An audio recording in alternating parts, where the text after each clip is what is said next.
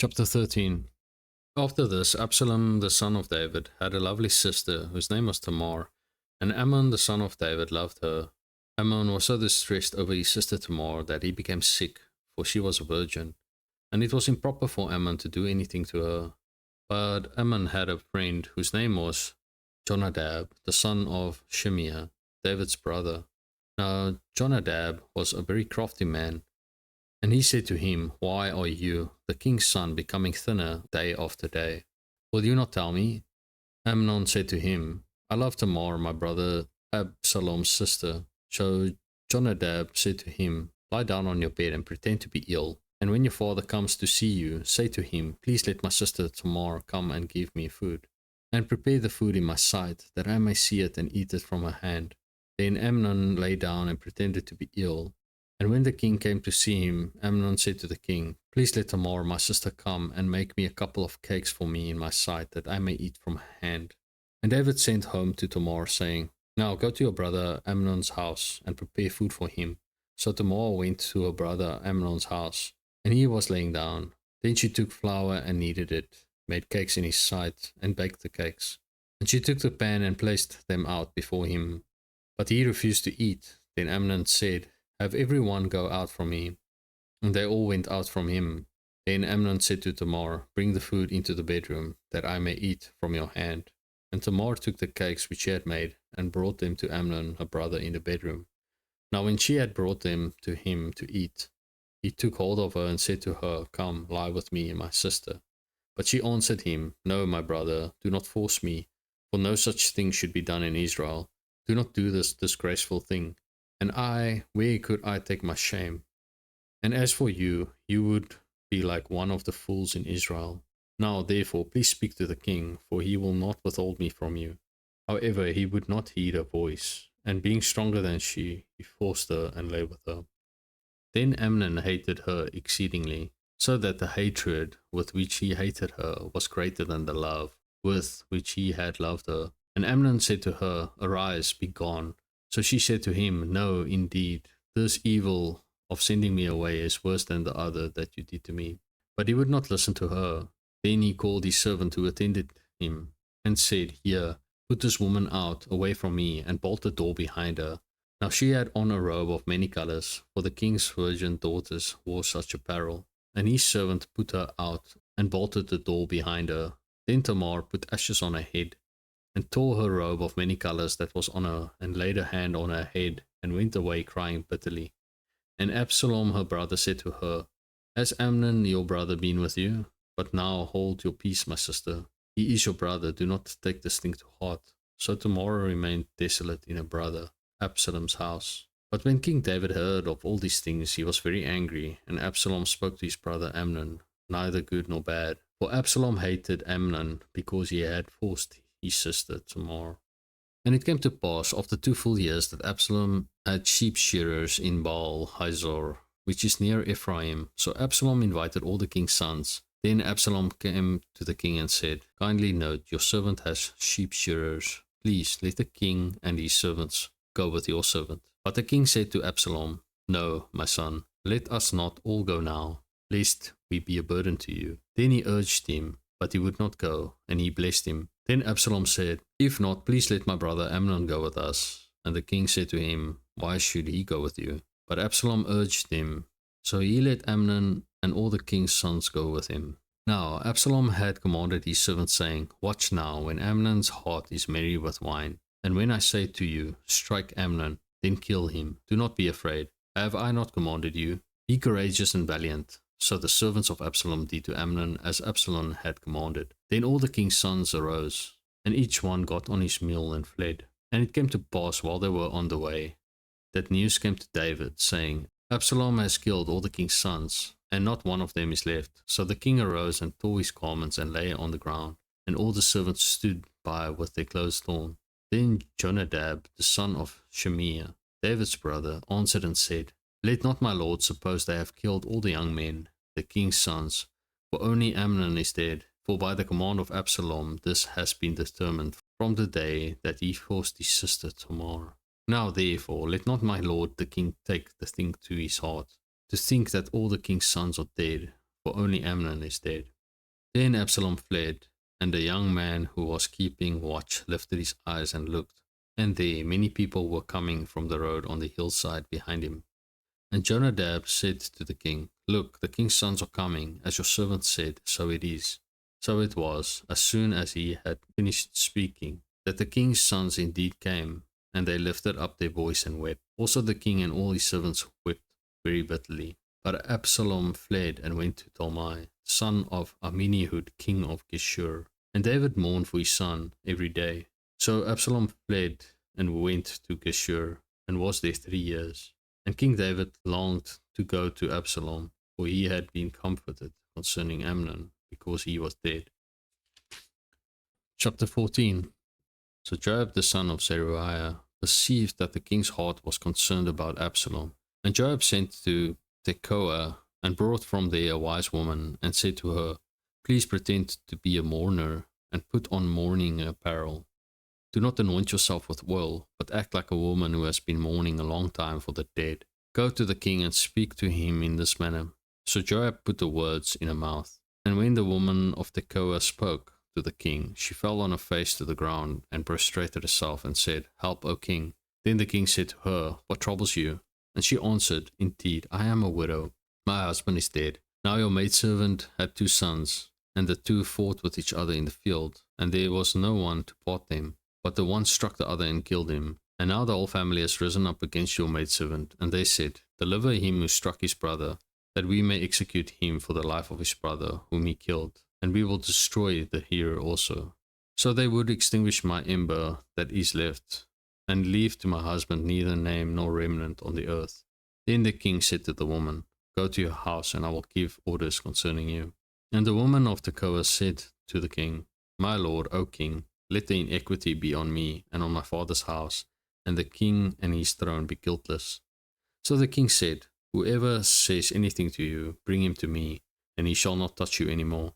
Then she said, Please let the king remember the Lord your God, and do not permit the avenger of blood to destroy any more, lest they destroy my son.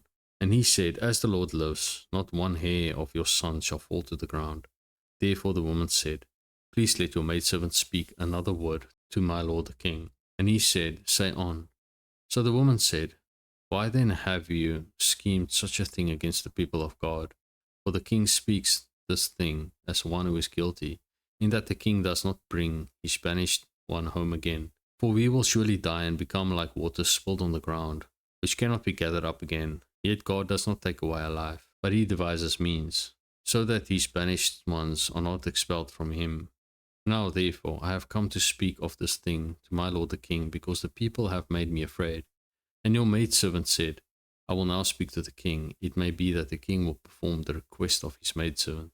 For the king will hear and deliver his maidservant from the hand of the man who would destroy me and my son together from the inheritance of God. Your maidservant said, The word of my lord the king will now be comforting. For as the angel of the Lord, so is my lord the king, in discerning good and evil.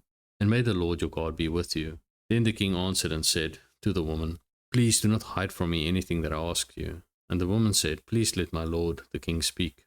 So the king said, Is the hand of Joab with you in all this? And the woman answered and said, As you live, my lord the king, no one can turn to the right hand or to the left from anything that my lord the king has spoken. For your servant Joab commanded me, and he put all these words in my mouth of your maidservant, to bring about this change of affairs. Your servant Joab has done this thing. But my lord is wise, according to the wisdom of the angel of God, to know everything that is in the earth. And the king said to Joab, All right, I have granted this thing. Go therefore, bring back the young man Absalom. Then Joab fell to the ground on his face, and bowed himself and thanked the king. And Joab said, Today your servant knows that I have found favor in your sight, my lord, O king, in that the king was fulfilled the request of his servant. So Joab arose and went to Geshur, and brought Absalom to Jerusalem. And the king said, Let him return to his own house, but do not let him see my face. So Absalom returned to his own house, but did not see the king's face. Now in all Israel there was no one who was praised as much as Absalom for his good looks. From the sole of his foot to the crown of his head there was no blemish in him. And when he cut the hair of his head, at the end of every year he cut it because it was heavy on him. When he cut it, he weighed the hair of his head at 200 shekels according to the king's standard. To Absalom were born 3 sons and 1 daughter whose name was Tamar. She was a woman of beautiful appearance. And Absalom dwelt 2 full years in Jerusalem, but did not see the king's face. Therefore Absalom sent for Joab to send him to the king, but he would not come to him. And when he sent again the second time, he would not come. So he said to his servants, See, Joab's field is near mine, and he has barley there. Go and set it on fire. And Absalom's servants set the field on fire. Then Joab arose and came to Absalom's house and said to him, Why have your servants set my field on fire? And Absalom answered Joab, Look, I sent to you, saying, Come here, so that I may send you to the king, to say, Why have I come from Geshur? It would be better for me to be there still. Now, therefore, let me see the king's face. But if there is iniquity in me, let him execute me. So Joab went to the king and told him, and when he had called for Absalom, he came to the king and bowed himself on his face to the ground before the king. Then the king kissed Absalom. Chapter 15. After this, it happened that Absalom provided himself with chariots and horses, and 50 men to run before him. Now Absalom would rise early and stand beside the way to the gate. So it was, whenever anyone who had a lawsuit came to the king for a decision, that Absalom would call to him and say, What city are you from? And he would say, Your servant is from such and such a tribe of Israel. Then Absalom would say to him, Look, your case is good and right, but there is no deputy of the king to hear you. Moreover, Absalom would say, Oh, that I were made judge in the land, and everyone who has any suit or cause would come to me, then I would give him justice. And so it was, whenever anyone came near to bow down to him, that he would put out his hand and take him and kiss him. In this manner Absalom acted toward all Israel who came to the king for judgment. So Absalom stole the hearts of the men of Israel. Now it came to pass after 40 years that Absalom said to the king, Please let me go to Hebron and pay the vow which I made to the Lord. For your servant took a vow while I dwelt at Geshur in Syria, saying, If the Lord indeed brings me back to Jerusalem, then I will serve the Lord. And the king said to him, Go in peace. So he arose and went to Hebron. Then Absalom sent spies throughout all the tribes of Israel, saying, As soon as you hear the sound of the trumpet, then you shall say, Absalom reigns in Hebron. And with Absalom went 200 men invited from Jerusalem. And they went along innocently, and did not know anything. Then Absalom sent for Ahithophel the Gilonite, David's counselor, from his city, from Gilo, while he offered sacrifices. And the conspiracy grew strong, for the people with Absalom continually increased in number. Now a messenger came to David, saying, The hearts of the men of Israel are with Absalom. So David said to all his servants who were with him at Jerusalem, Arise and let us flee, or we shall not escape from Absalom. Make haste to depart, lest he overtake us suddenly and bring disaster upon us, and strike the city with the edge of the sword. And the king's servants said to the king, We are your servants, ready to do whatever my lord the king commands. Then the king went out with all his household after him, but the king left 10 women, concubines, to keep the house. And the king went out with all the people after him, and stopped at the outskirts. Then all his servants passed before him, and all the Sherethites, all the Pelethites, and all the Gittites, 600 men, who had followed him from Gath, passed before the king. Then the king said to Ittai the Gittite, Why are you also going with us? Return and remain with the king, for you are a foreigner and also an exile from your own place. In fact, you came only yesterday. Should I make you wander up and down with us today? Since I go, I know not where. Return and take your brethren back. Mercy and truth be with you. But Ittai answered the king and said, As the Lord lives, and as my lord the king lives, surely in whatever place my lord the king shall be, whether in death or life, even there also your servant will be. So David said to Ittai, Go and cross over. Then Ittai the Gittite and all his men, and all the little ones who were with him, crossed over. And all the country wept with a loud voice, and all the people crossed over. The king himself also crossed over the brook Kidron, and all the people crossed over toward the way of the wilderness. There was Zadok also, and all the Levites with him, bearing the ark of the covenant of God. And they set down the ark of God, and Abiathar went up until all the people had finished crossing over from the city. Then the king said to Zadok, "Carry the ark of God back into the city. If I find favor in the eyes of the Lord, he will bring me back and show me both it and his dwelling place. But if he says to this, I have no delight in you, here I am, let him do to me as seems good to him." The king also said to Zadok the priest, "Are you not a seer? Return to the city in peace, and your 2 sons with you, Ahimaaz your son, and Jonathan the son of Abiathar. See, I will wait in the plains of the wilderness until word comes from you to inform me." Therefore Zadok and Abiathar carried the ark of God back to Jerusalem, and they remained there. So David went up by the ascent of the Mount of Olives, and wept as he went up. And he had his head covered, and went barefoot. And all the people who were with him covered their heads and went up, weeping as they went up. Then someone told David, saying, "Ahithophel is among the conspirators with Absalom." And David said, "O Lord, I pray, turn the counsel of Ahithophel into foolishness."